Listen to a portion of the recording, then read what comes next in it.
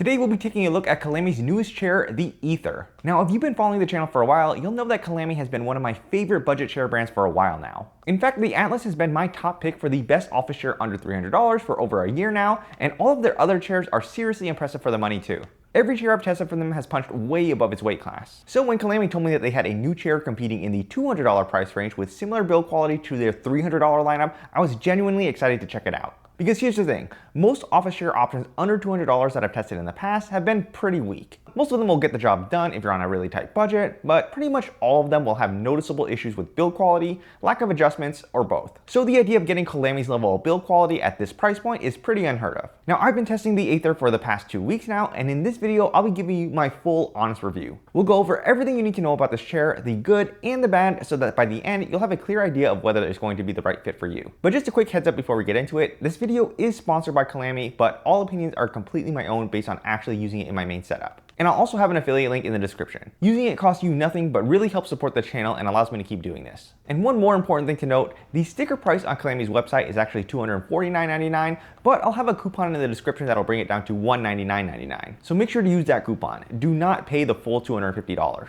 So with that said, let's jump right into the review, starting with the design. Right off the bat, the Aether has the same clean, modern design language that you'd recognize from COLAMY's other chairs. It's not flashy or over the top. It's minimal and versatile, which I personally think is the right call. A chair like this is going to fit just as well in a home office or corporate setup as it would in a gaming room. And nothing about this chair screams budget. It comes in 4 different color options. Black and gray for those who want something more muted and neutral, but also blue and orange if you want something with a bit more personality. I think it's nice to have those bolder color options available, even if I personally tend to gravitate to the more neutral colors myself. When it comes to build quality, the COLAMY Aether is the best $200 chair that I've ever tested, and it's not even really close. The materials are very similar to what you get on COLAMY's $300 chairs, which, mind you, most of which already feel like $500 chairs. So the fact that you're getting close to that level of quality at $200 is genuinely impressive. The chair has a mesh backrest with a foam padded seat, and honestly both feel nearly identical to the COLAMY Atlas. The mesh has really good elasticity and feels high quality. The seat fabric is soft, not scratchy at all, and looks really durable. The foam in the seat cushion is dense and firm, which we'll get more into in the comfort section,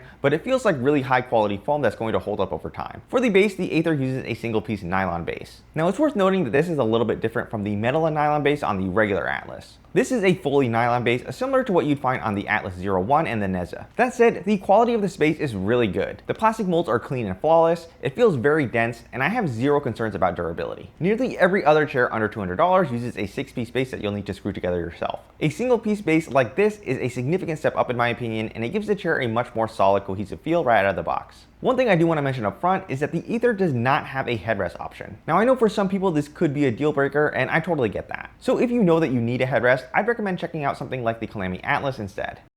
Now let's talk about some of the adjustments that you're going to get, because this is where the Aether really impresses me for the price. The adjustment package here is really good, and the implementation is even better. The Aether has a wire control system which gives you these easily accessible taps on the side of the chair, rather than the clunky shared levers and knobs that you'll find on most chairs in this price range. On the right side, you've got your seat height adjustment, which is pretty standard. On the left side, you get 2 tabs. The front tab controls the seat pan depth adjustment.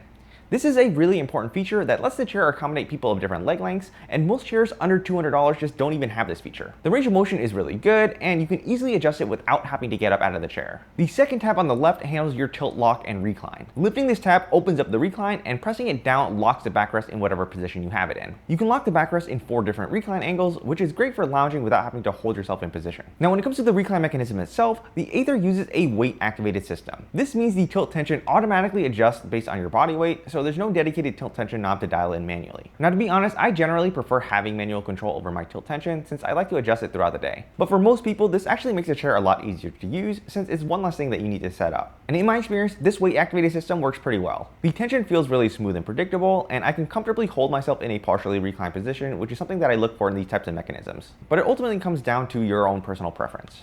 But now let's talk about the actual comfort of the chair, starting with the seat. Now, like I said earlier, the seat on the Aether feels almost identical to the COLAMY Atlas, and this is definitely a good thing in my opinion. It's a dense foam padded seat that's on the firmer side. If anything, it might feel just a tiny bit firmer than my Atlas, but that could also just be because my Atlas has been broken in over time. But regardless, it's a very comfortable seat for long sessions. No bottoming out at all, and the foam quality feels like it's built to last. The seat is decently spacious with no hard frame edges, so it's good for cross-legged sitting or sitting with one leg tucked under the other. One thing I will mention is that the seat shape does kind of taper off slightly at the edges, similar to the Atlas, which can make the sittable area feel a little bit smaller than it actually is. It's not bad at all, just something that I noticed. And again, the seat pan depth adjustment works really well. It's easy to access while you're sitting in the chair, the range of motion is solid, and there's no awkward seat gap when you extend it out all the way. Overall, this is one of the best seats I've used on a $200 chair. It's genuinely on par with the COLAMY Atlas, which puts it on a completely different level compared to pretty much everything else in this price tier.